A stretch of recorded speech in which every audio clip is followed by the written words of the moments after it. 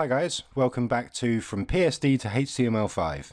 My name is Dan Wellman, and in this lesson we're going to look at another way of slicing a PSD to cut out the necessary image resources needed to build a template. We can actually use guides to create slices, which lets us save out a number of images at once and works well for cutting out grids of images. If we open up the PSD, so we'll open up the homepage one again.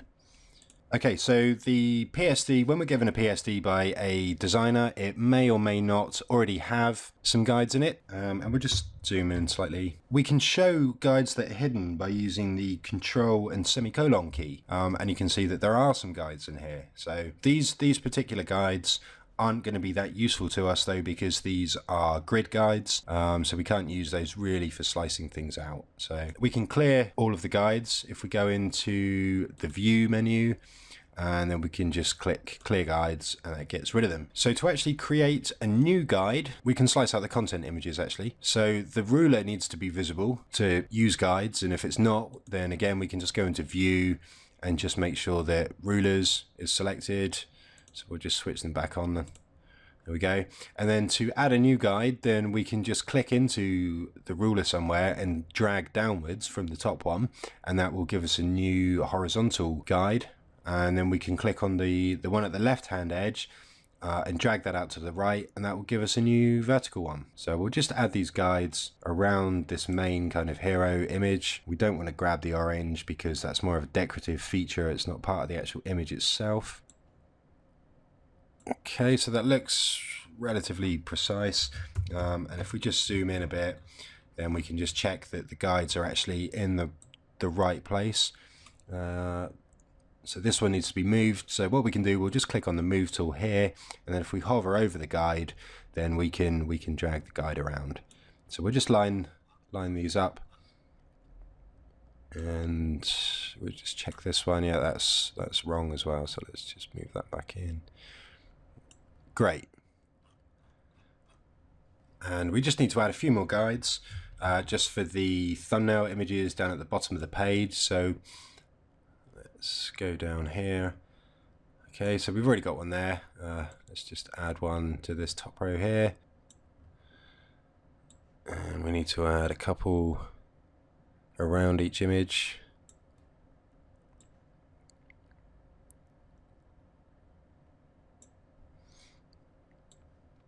And we'll just add one for the bottom of this row. So because these thumbnails are all kind of lined up, then you know it's nice and quick to add these guides.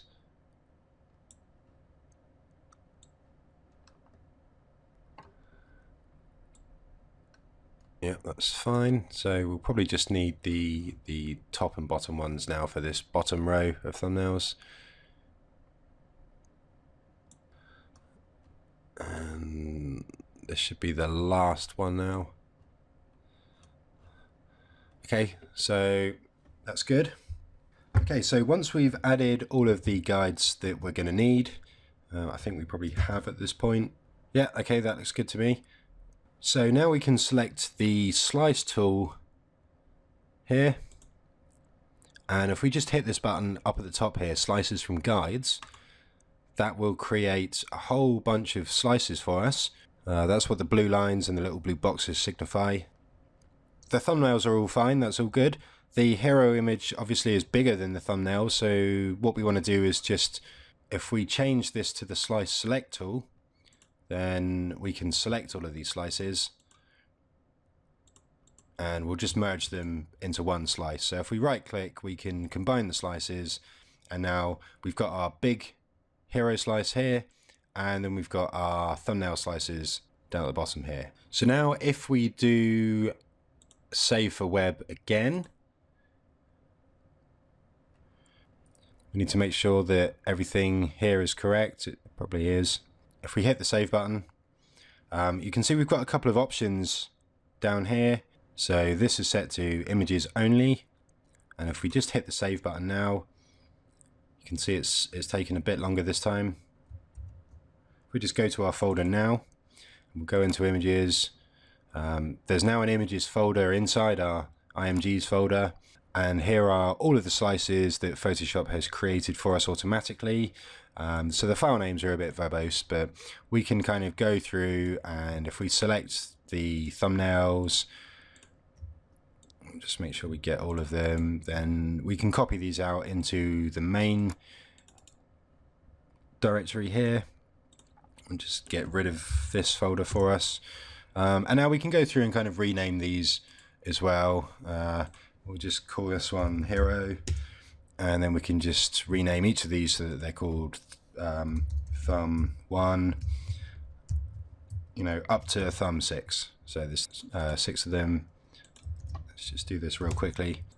The order is not specifically important, and because these are content images, generally these are the kind of images that the client would supply, or the designer would go ahead and purchase, like a big block of stock images for use throughout the site. So this may or may not be necessarily. We may already have all of these resources somewhere, or we'll get them at some point during the course of the build, but this is what we would have to do, so we're just doing it now quickly. Great, okay, so that was considerably quicker, I think, than using the marquee tool to individually select all of those images. So the slices from guides button there, that can really help to save us time when we're dealing with kind of a very image heavy site. So one of the only downsides to that, obviously, is that there's a little bit of waste, because Photoshop has to go through and create images for every single slice. So even the slices around our slices that we weren't interested in using,